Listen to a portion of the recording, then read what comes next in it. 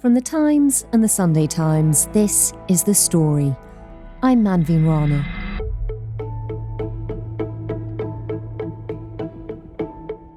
For nearly 20 years, he's been a very regular fixture on the BBC.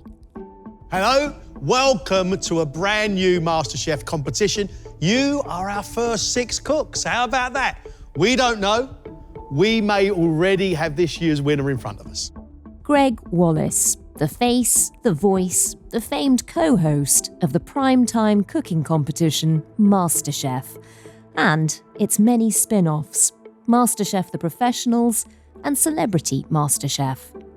He's known for his cheeky chappy style and some memorable one-liners. I find it quite pleasant. Left to my own devices, I'd probably munch the living daylights out of your little tart. Now, and some would say at long last, he's accused of going too far. And after a torrent of complaints from former contestants, the BBC is now investigating his conduct. Over the weekend, in his customary eyebrow-raising style, Wallace posted a video in response. Now, in the newspaper, I can see the complaints coming from a handful of middle-class women of a certain age.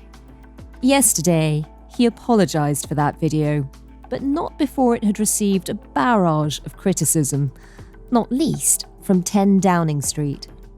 So what do we know about the allegations so far, and what does yet another BBC presenter scandal say about the corporation's commitment to weeding out alleged bad behaviour? The story today: Gregg Wallace versus middle-class women of a certain age.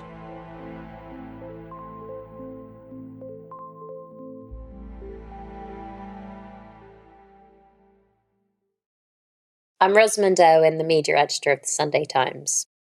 Ros, over the last few days, we've heard a catalogue of allegations against Gregg Wallace.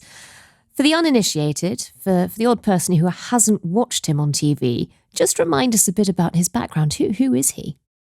He was a greengrocer originally who the BBC turned into a star. I read his autobiography, which mostly details his childhood, but last week I read his autobiography for the piece I was writing. And he says that when he got the call from the BBC about coming on MasterChef, which obviously, he'd watched previously when Lloyd Grossman was the host, he was just flabbergasted because he couldn't imagine that the BBC would want someone like him. It's quite a self-deprecating point. The point being that he came from a working class background. And in 2005, obviously, he gets the call up for the BBC. And since then, he has presented MasterChef and other programmes, obviously also the spin-offs of MasterChef, Celebrity MasterChef and MasterChef The Professionals. So he's done it, this is his 20th series, so coming up to 20 years in total of presenting the show with John Turode, who it seemed at first they were very close friends, but John Turode has obviously distanced himself from Gregg Wallace, and certainly in recent months, even before this story came out. Do we know what prompted that? Well, we do know that John Turode's wife, Lisa Faulkner, made comments about how Gregg Wallace was always making inappropriate jokes on set. So that was quite interesting. So that had happened before this. And I should say, there were other complaints about him. It's sort of one of those things where it was a trickle until suddenly it's a flood. Suddenly we've had all these complaints. But this wasn't the first inkling that there were issues. And I should say, in the past, these have sort of bubbled up and then suddenly, it's reached the point where it's boiled over. And Ros, since you've read the autobiography, just explain how he gets the call up from the BBC. I mean, was he spotted? Why were they after sort of an earthy greengrocer for a programme like MasterChef? Well, if you think about one of the things that BBC struggles with, that they sort of acknowledge that they struggle with, there's a lot of talk of diversity and they have made improvements more generally. But one thing they do struggle with is working class voices. I mean, I recognise this, that, this is an issue across the media. This isn't specific to the BBC, but we do not have enough working class voices in all media. And particularly it is apparent on TV. And you can see the attraction of this guy. And actually, before all this came out, there is a feeling some of this behaviour was indulged because people liked his jokes on some level. The innuendo, the sort of Great British Bake Off thing of jokes about soggy bottoms, that type of thing is seen as quite British humour. So they found him. It wasn't totally random. I mean, he was the greengrocer. He sort of understates it because he was supplying lots of very high-end restaurants. In his autobiography, which is called Life on a Plate, he wrote that when he was approached by the BBC about fronting MasterChef, he was flabbergasted. MasterChef was presented by Lloyd Grossman asking Mrs. Corgi Trouser Press from the home counties what ridiculously named dishes she'd cooked, and I wasn't sure how I fitted into that. And I think what that shows is for him, he felt that this was a very sort of middle-class show, and he thought that he was an outsider to that. Obviously, he becomes a very privileged outsider, but I think maybe part of his pushback against what's happened is that he feels that the things that they brought him in for is actually what he delivered. And so for people to turn around now and say, well, we actually felt really uncomfortable about those jokes, he finds that difficult to understand. And his career did take off, whether you liked his style or not. I mean, tell us about some of the other things he did, including Strictly. Yes, he did Strictly in 2014. He wasn't a massive success. I think he went out possibly even as the first person. So 2014, he was on with Aliona, the dancer, and he was a talent that the BBC used more broadly as well. He was in something called Inside the Factory, which he left last year, he said, because he wanted to spend more time with his son, who has autism. But subsequently, the Times reported that there had been complaints about sort of derogatory language he'd used about women. It wasn't sexualised language, it was apparently about women's weight, but, inappropriate, clearly in a professional setting. But he'd been on other programmes too, and Strictly, you can see that as a sort of measure of popularity. I should say when he was on that, one of the things he did was he made clear that he never wears underwear, which isn't really an appropriate thing, and that was broadcast. I'll tell you something else as well. I don't wear underwear. Yeah. No, true. You're for real? No, for real, yeah. It's easy to move with. I've never worn underwear. Whoa! I wear socks. And I think that was sort of laughed off. What worries me now is that I'm going to be the butt of everybody's jokes. And obviously, Ros, now we know much more about what has been going on behind the scenes. Just explain, as you said, it's been a trickle over years and suddenly it's a bit of a flood. How did that happen? At what point did all of these allegations suddenly come to the fore? Well, it's interesting, isn't it? Because the BBC technically broke this story about the BBC, but they were not the only people working on this story. So the Telegraph had been investigating for quite a long time. The Telegraph, I understand, went to Gregg Wallace for right of reply about 2 weeks before the allegations broke. It isn't clear why they didn't then publish. I'm told, and that this is single-sourced, but I'm told that what then happened was the BBC got wind that the Telegraph had done that. They were planning to make something a bit broader, and they published first. And obviously they had 13 people speaking who'd made complaints about sort of sexualised language. They had Kirsty Walk, who was named. I was on Celebrity MasterChef in 2011, and it was pretty well a joyous experience. It was great fun, the team was fantastic, and the crew was fantastic. I would say one thing, and the one thing is that the fly in the ointment, on occasion, was Gregg Wallace. And her experience was inappropriate comments, and most what the BBC had were those types of things. Gregg Wallace came in and launched into a soliloquy, essentially, a story of a sort of sexually inappropriate nature about his, well, now former wife. Subsequently, on Saturday, the Sun originally published 3 allegations that are sort of in the realm of groping. And so the story has obviously mushroomed since that. And we spoke to Asma Mir at the weekend about her experience, where she had actually complained to the BBC about the behaviour, again, comments that were made when she was on the show in 2017. Well, and just talk us through what we've started to hear from, quite a lot of big names, people who have a reputation, who have a career, who are known to the public. What are the actual allegations that they're making? So start us off with Kirsty Walk, if you like. Yeah, sure. So one of the things that sort of is important to say is that these women are not saying that this is the worst thing that's ever happened to them. What they're saying, though, is it's a cumulative thing, and that essentially it isn't acceptable when you go into a professional setting to be treated like this. This may not be the worst thing that's ever happened to someone, but they're raising it partly because they can, and they think that it's important to speak out. Because if people speak like that, to Kirsty Walk, how are they speaking to other people who don't have her power? And so I think that's really important to say. And I should say the same with Asma Mir, that she wasn't saying that this was a terrible thing. She was saying she was made to feel uncomfortable. But what she was trying to do is prevent it happening to other women contestants who might not have her strength and ability to sort of fight back, basically, and say this isn't acceptable. So what Kirsty Walk said originally, and she said this to BBC News, there were 2 occasions in particular where he used sexualised language in front of a number of people, and it wasn't as if anyone engaged with this. And it wasn't as if it was anyone engaged with this, it was completely one-way traffic. But I think people were uncomfortable, and something that I really didn't expect to happen. She was on the show in 2011, and that's the other point, is that these allegations straddle a pretty long period. So he started on the show in 2005, and then the last allegation that we'd so far found, but I should say there's so many that it's quite hard to keep track, 2023 was the Inside the Factory comments. And that is a really important point, that people did raise it at the time. Asma Mir is an example of someone who obviously raised it. The BBC said they'd spoken to Gregg Wallace then. The following year, they said they'd given him a formal warning about his behaviour, but he kept doing this kind of behaviour. And I think that's the bit that's really hard to understand, that he kept saying these comments when actually he'd been told repeatedly, there's a line to be drawn here, don't cross it. And Ros, after we heard from Kirsty Walk, who put her head above the parapet, we started to hear from other celebrities who'd been on MasterChef too, including Ulrika Jonsson. Tell us a bit about her story.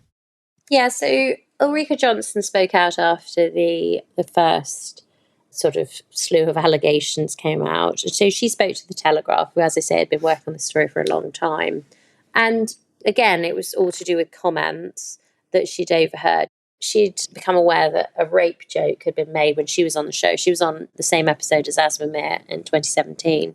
And their series, they became, both of them, aware separately that a rape joke had been made. Ulrika Jonsson didn't say what the rape joke was, but we became aware what it was. And it was that there was a celebrity, not either of these 2 women, another female celebrity who was on the show, who was squeamish about handling raw fish. And Gregg Wallace is alleged to have said to her, watching you try to touch a fish is like watching a rapist do foreplay. And that's obviously quite an unpleasant thing to say. And another female celebrity walked off, not the one he said it to, walked off on hearing that comment.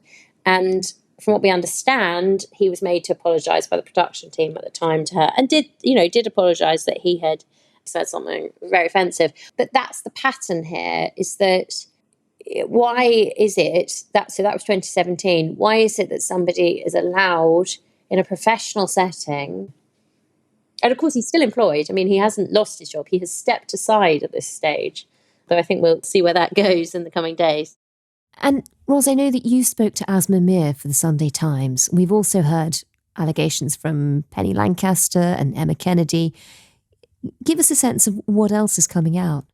We also spoke to Emma Kennedy, and she said that she had witnessed Gregg Wallace appear, and look, obviously she wasn't the woman in question, so it'd be hard to have to know, but she thought he had inappropriately touched a camera assistant during a photo shoot for the 2012 finals. Now, she was the winner of that, and she recalled that the photographer had a young female assistant who bent over, and in front of her, Gregg went over and went sort of core with his hands over her bottom. Now, she couldn't be absolutely categorical that he touched her, but she did react, and that made her think that, it was on balance probabilities, it was very likely that he had touched her. And she said something quite interesting, I think. She said he thought it was funny. It wasn't the act of a sexual predator. It was the act of somebody who just didn't get that stuff is inappropriate. And she didn't know whether her report was escalated, because she too had complained to the production crew about what happened. As had Asma Mir. Yes, absolutely. So Asma Mir was on the programme in 2017, in March. It was filmed in March 2017.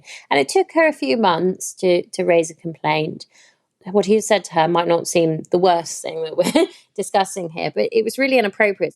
What happened was, and I won't use the language, don't worry if you've got children listening, I put my plate down, and then Gregg Wallace said to me, tell your friend at the BBC that she is a sexy bee, rhymes with witch. And I was quite taken aback, and actually I laughed. I did an awkward laugh because everyone else was silent, and then we just kept filming.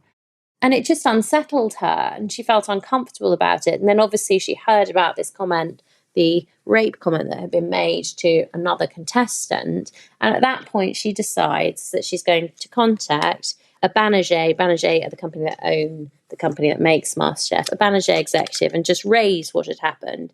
And in the end, that email goes astray, and she ends up contacting the BBC. She contacts a woman called Kate Phillips, who's the sort of head of entertainment and daytime for the BBC. And she contacts her about these two incidents. And Kate Phillips says in response that she will speak to him.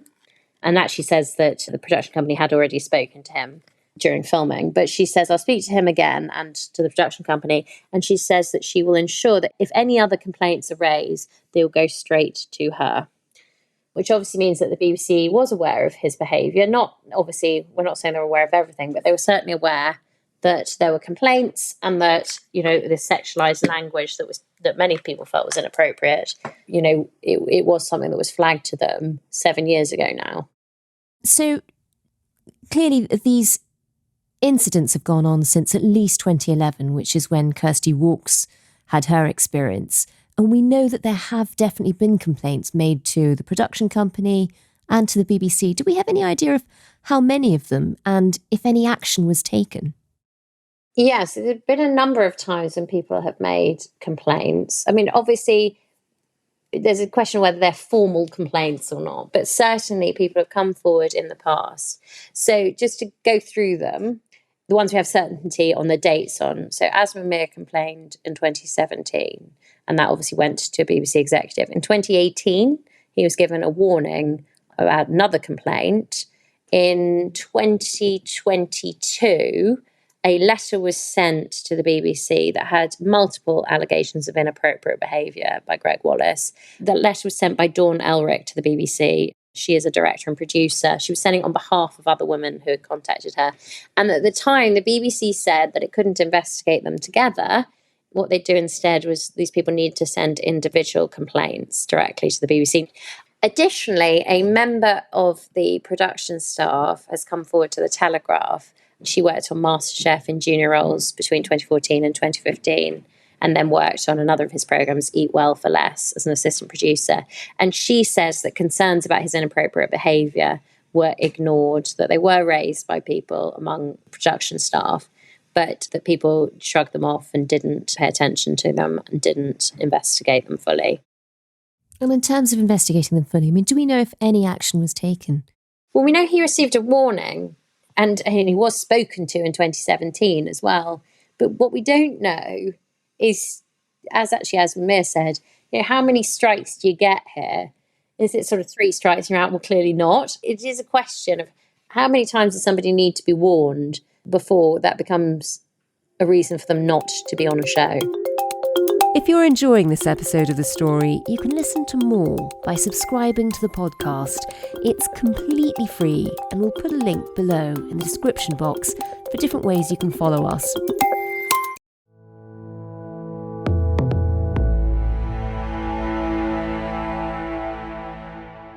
Ros, as media editor, you've covered lots of these kind of stories with bad behaviour from presenters, often of a sexual nature. How serious do you think these allegations are in that context? I think one of the things that's interesting in these stories is the allegations have actually become more serious as the days have gone on. So initially it was comments, and it's still inappropriate, of course, particularly in a professional setting. But then, they have got more serious with allegations of actual groping. So certainly these are not nothing, absolutely.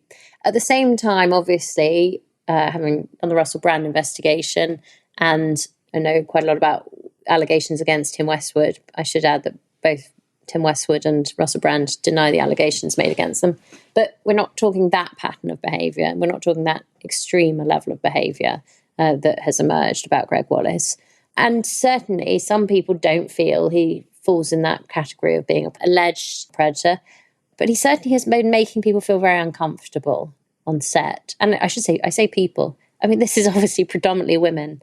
There are men who witness things and have given their voice to that. But there are plenty of men who had quite good experiences on this show. And we know that there have been a number of complaints about Gregg Wallace over the past. We know he's been warned by the BBC in the past. Why is it that broadcasters like the BBC seem to have so much trouble making presenters, making the talent behave? It's a really good question. I mean, it's something I write about an awful lot, really. It's sort of the theme of being media editors. Why can't the BBC control the talent? Now, I should say that Tim Davie, the Director General of the BBC, has said that he wants to stop using this dreadful phrase, the talent. But it's more than a phrase, isn't it? I mean, it's an attitude. And I think there's a really big problem. As someone at the BBC said to me once that the BBC creates monsters. And another former now BBC journalist said to me that the thing about BBC managers is that they're either at your feet or at your throat, i.e. they love you, they can't get enough of you if you're one of their superstars, until suddenly they realise how toxic your behaviour is. And then it's, oh, right, we need to say that this person is not representative of the BBC in any way. A lot of people within the BBC will say that not enough has been done to prevent this behaviour happening in the future. I should say that each time the BBC sort of seems to engage in some sort of workplace cultural review. And I think they've got one ongoing at the moment. But if you're going to do these workplace reviews and if you're going to look at behaviour of staff, you've got to make sure that the things that are suggested to prevent these things happening again, that they're actually properly and adequately implemented. And I think there is a failure on that. And I think we're seeing that again and again.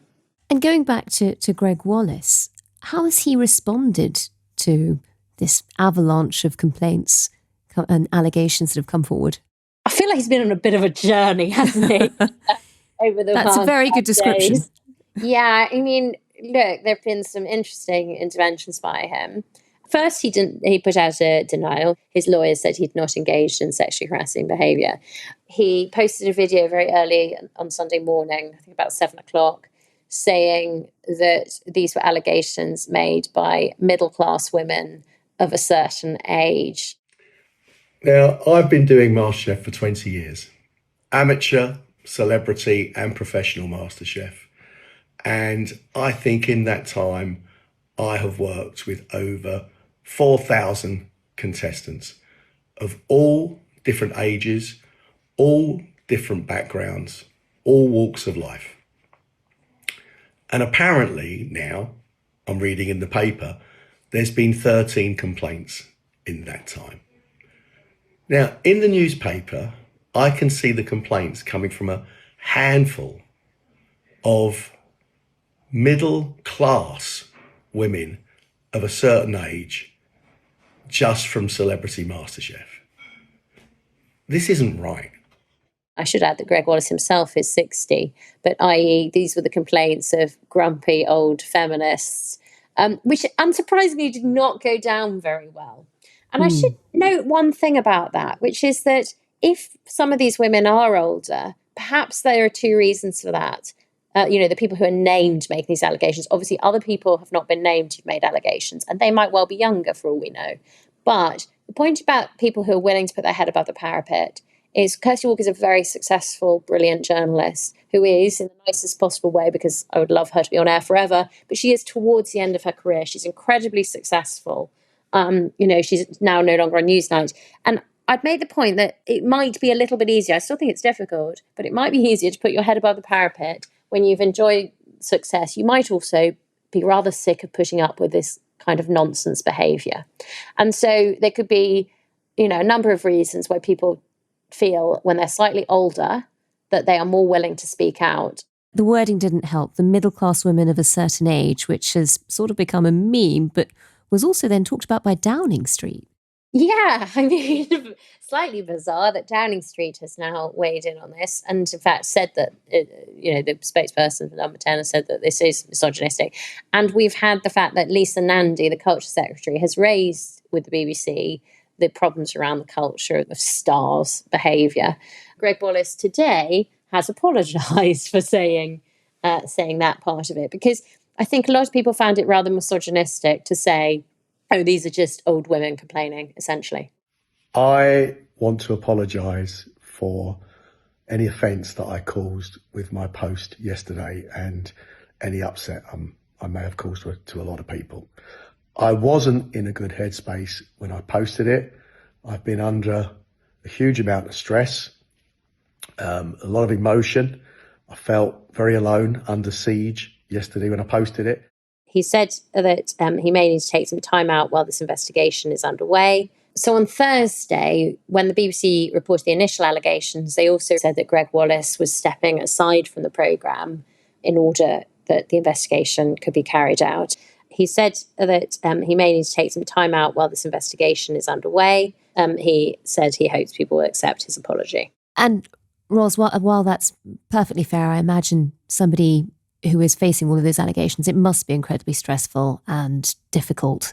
And perhaps you don't behave as rationally as you'd hope. But if you're to be cynical about this, is this about working out what happens to his career next? Because does he need to show a bit of contrition if he wants a career at the BBC? It is difficult to see how he comes back from here. There is an investigation. The BBC has made very clear that we can't sort of preempt the findings of that investigation. That investigation is being carried out by Lewis Silkin for Banijay, the company that own Endemol Shine, who make MasterChef. Lewis Silkin, obviously a law firm, they actually did Banijay's investigation into what was known about Russell Brand when he was on Endemol programmes.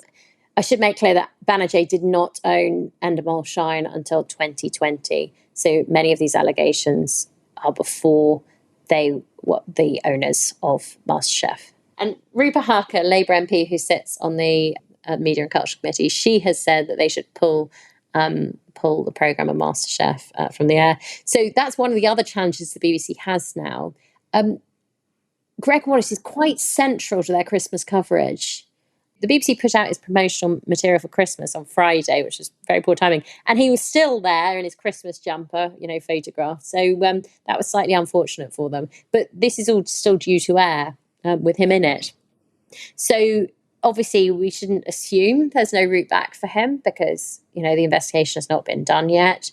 But many people in TV, people were sending me messages saying he was finished, so there's no path back.